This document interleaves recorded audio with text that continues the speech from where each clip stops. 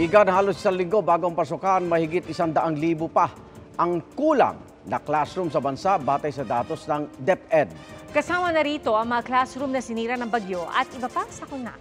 Saksi si Sandra Aguinaldo. Kaunti na lang bibigay na ang bahaging ito ng kisabe sa isa sa mga silid-aralan sa Salisay Elementary School sa Dagupan City. 4 na classroom doon ang may demolition order na. Delikado na para sa mga mag-aaral at guro ang lumang gusali na pinepeste na ng anay. May crack din ang ilang pader. Yung structure itself, medyo hindi na po niya kayang hindi na siya kayang gamitin for normal operations. Ilang beses na rin daw nakahuli ng ahas sa lugar. Dahil kulang ang mga classroom, shifting muna ang klase.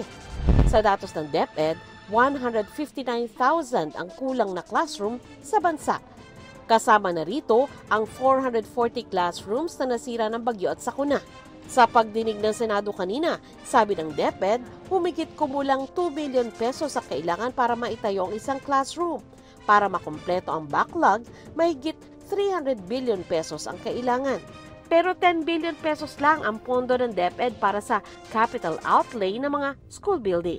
Based on the NEP, Mr. Chair, I think we're getting the same amount. I think we got 10 billion. Uso pa rin daw ang 3 shift ng klase sa mga highly urbanized city. Para short change ang ating students sa 3 shifts, pinaka-short change. But sa 2 shifts, short change din siya compared sa regular.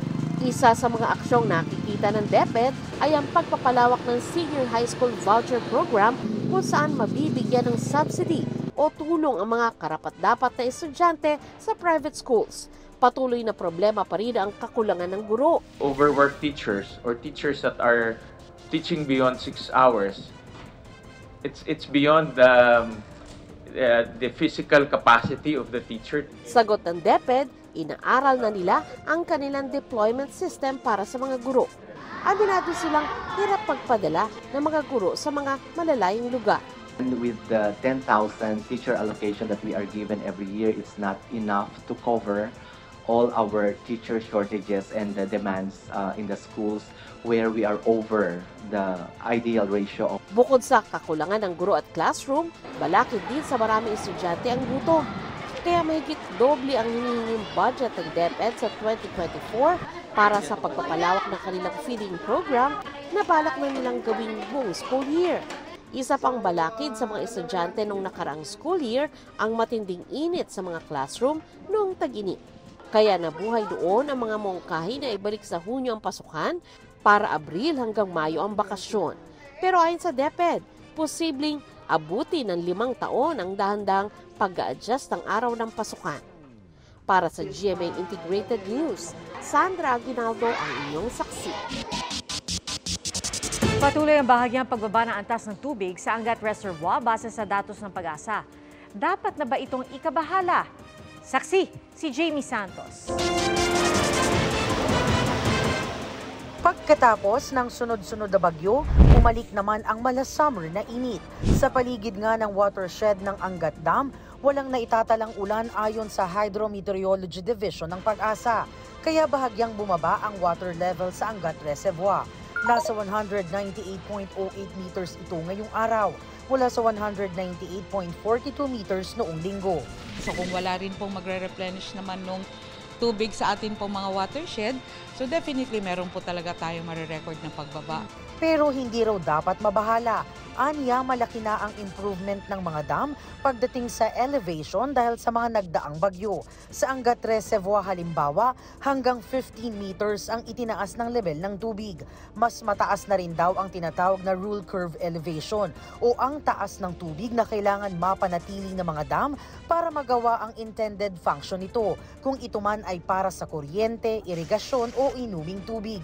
Mataas pa rin po siya, and lately po ay nakapagtala po ng medyo light to moderate rains doon po sa within the watershed po ng Angat. So hindi po naman siya yung ganun ka-abrupt yung pagbaba niya. Pero panghihikayat pa rin nila sa publiko magtipid ng tubig. Sa ngayon, may binabantayan ang Pag-asa na low pressure area na huling namataan sa silangan ng Apari, Cagayan. Inaasahang makatutulong daw ito sa pagpapataas ng tubig sa mga dam. Ayon naman sa MWSS, hindi nila nakikitang magdudulot ng water interruption ang bahagyang pagbaba ng antas ng tubig sa Angat. May sapat na tubig naman daw mula sa Ipo at Lamesa Reservoir. Para sa GMA Integrated News, ako si Jamie Santos, ang inyong saksi. May nilinaw ang Municipal Tourism Office ng Sagada Mountain Province tungkol sa nag-viral na pagdagsa ng mga turista sa dinarayong Marlboro Hills. Saksi si Breves Bulsao ng GMA Regional TV1 North Central Luzon.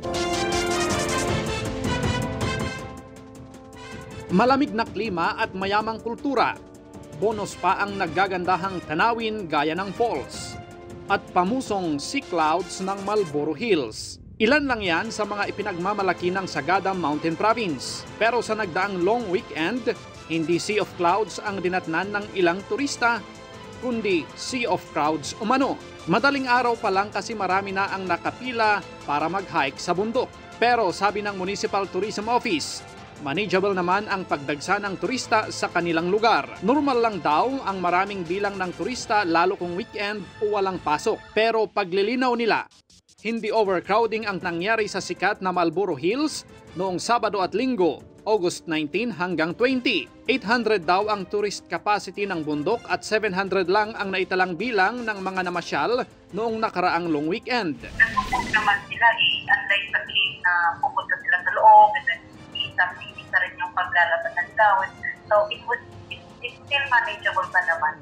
Pinaghahandaan na rin nila ang paparating pang long weekend bago matapos ang Agosto. Pag andito sila sa Sagada kasi naamumunit na sila sa mga tourism area, nagpo-police presence kami, tapos andun kami sa area.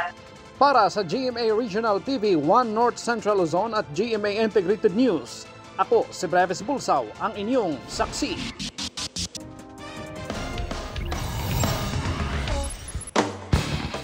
Nilabas na ang Final 12 lineup ng Gilas Pilipinas. Para yan sa 2023 FIBA World Cup na idaraos dito sa Pilipinas. Si Japet Aguilar ang team captain. Kasama rin sina Jordan Clarkson, Junmar Pajardo, Scotty Thompson, Kai Soto, AJ Edu, Renz Abando, Jamie Malonzo, Dwight Ramos, CJ Perez, RR Pugoy at Kiefer Rabena. Dominican Republic ang unang makakalaban ng Gilas. Susundan niya ng laban sa mga koponan ng Angola at Italy at naghahanda na rin ang Team USA para sa kanilang unang laban at isa sa excited ang Philam coach na si Eric Spoelstra na bahagi ng coaching staff ng Team USA.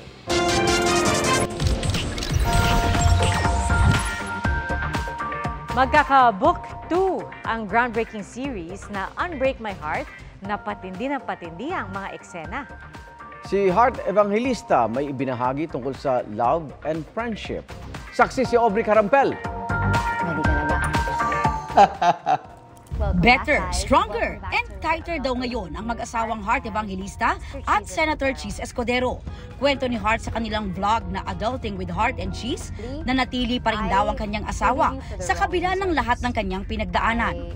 I think parang I looked at you as the enemy when you were actually my guardian angel the whole time.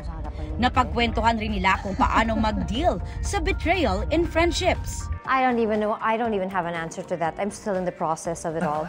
Mas masakit daw para kay Heart ang friendship breakups kumpara sa romantic breakups. It's painful because I never treat my friends like friends. I treat them like family. It's like I wrote all my thoughts on a diary and they just stole it. So for me, friendships are hard. Ayon kay Heart, hindi lang sa marriage mahalaga ang communication, kundi pati na sa friendships. Grateful daw si Heart sa buhay na meron siya. At ang pinagdadasal daw niya lagi ay ang safety and good health ng kanyang pamilya. Painit ng painit ang finale week ng Unbreak My Heart. We were happy to announce that we will be starting our book 2 or season 2 of Unbreak My Heart starting next week. Patuloy na mapapanood ang Unbreak My Heart sa GMA Telebabad, sa Pinoy Hits, iHeart Movies at GTV. Available rin ito sa GMA Pinoy TV, TFC, I Want TFC, View Philippines at gmanetwork.com. Para sa GMA Integrated News, ako si Aubrey Carampel, ang inyong saksi. Salamat mga igan sa inyong pagsaksi. Ako naman, Arnold Clavio. Ako po si PR Kanghel para sa mas malaking misyon at sa mas malawak na paglilingkod sa bayan. Mula sa GMA Integrated News, ang News Authority ng Pilipino. Sama-sama tayong magiging saksi! Mga igan, samahan nyo kaming saksiyan ng mga balita. Mag-subscribe sa GMA Integrated News sa YouTube.